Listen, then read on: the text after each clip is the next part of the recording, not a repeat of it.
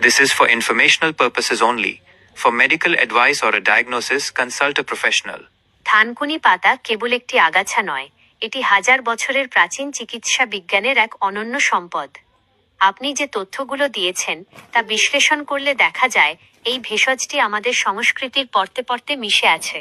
আপনার দেওয়া তথ্যের ওপর ভিত্তি করে থানকুনি পাতার একটি গোছানো ঐতিহাসিক ও ভেষজ প্রেক্ষাপট নিচে উপস্থাপন করা হলো। থানকুনি প্রকৃতির এক আদি নিরাময়ক। থানকুনি বৈজ্ঞানিক নাম সেন্টেলা এশিয়াটিকা, এমন একটি ভেষজ যা শতাব্দীর পর শতাব্দী ধরে এশীয় জনপদে, বিশেষ করে বাংলায় ঘরোয়া চিকিৎসার অবিচ্ছেদ্য অংশ হিসেবে পরিচিত। প্রাচীনকাল থেকেই মুনি ঋষি এবং কবিরাজগণ একে মস্তিষ্কের টনিক হিসেবে অভিহিত করে আসছেন। 1. লোকজ চিকিৎসা ও ঐতিহ্যের মেলবন্ধন। বাংলার গ্রামীণ জনপদে পেটের অসুখ মানেই ছিল থানকুনি পাতার রস। বিশেষ করে শিশুদের পেটের গোলযোগ বা আমাশয় নিরাময়ে এর কার্যকারিতা কিংবদন্তি তুল্য। প্রাচীন ভারতের আয়ুর্বেদিক শাস্ত্রে একে ব্রাহ্মীর সমগোত্রীয় মনে করা হয় এবং স্মৃতিশক্তি বর্ধক হিসেবে এর ব্যাপক ব্যবহার পাওয়া যায়। 2. আধুনিক বিজ্ঞানের দৃষ্টিতে থানকুনি। বর্তমান চিকিৎসা বিজ্ঞান থানকুনিকে কেবল কুসংস্কার বা টোটকা হিসেবে দেখে না। এতে থাকা অ্যাসিয়াটিকোসাইড, এশিয়াটিকোসাইড এবং ট্রাইটারপিনস নামক উপাদানগুলো নিয়ে বিশ্বজুড়ে গবেষণা চলছে। আপনার উল্লিখিত তথ্য অনুযায়ী এটি যে কেবল হজম শক্তি বাড়ায় তা নয়, বরং স্নায়ুতন্ত্র এবং ত্বকের কোলাজেন গঠনেও বৈপ্লবিক ভূমিকা রাখে।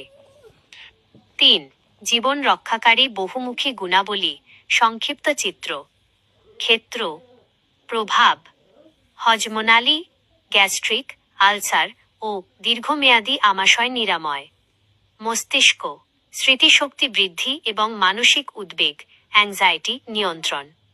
ত্বক ও চুল, অ্যান্টিঅক্সিডেন্টের উপস্থিতির কারণে বার্ধক্য রোধ ও চুল পড়া বন্ধ করা। লিভার, শরীর থেকে টক্সিন বের করে দিয়ে লিভারের সুরক্ষা নিশ্চিত করা। 4. ভেষজ ব্যবহারের বিবর্তন। একসময় মানুষ কেবল ঝোপঝাড় থেকে ছিঁড়ে এটি সরাসরি চিবিয়ে খেত, কিন্তু বর্তমানে এর গুরুত্ব বিবেচনা করে আধুনিক রূপচর্চা, স্কিন কেয়ার এবং ওষুধি ক্যাপসুলে এর নির্যাস ব্যবহার করা হচ্ছে। তবে প্রাকৃতিক উপায়ে প্রতিদিন সকালে খালি পেটে এর সেবনই সবচেয়ে কার্যকর পদ্ধতি হিসেবে স্বীকৃত। 5. সতর্কতা ও সচেতনতা। ভেষজ হলেও এর অতিরিক্ত ব্যবহার এড়িয়ে চলা উচিত।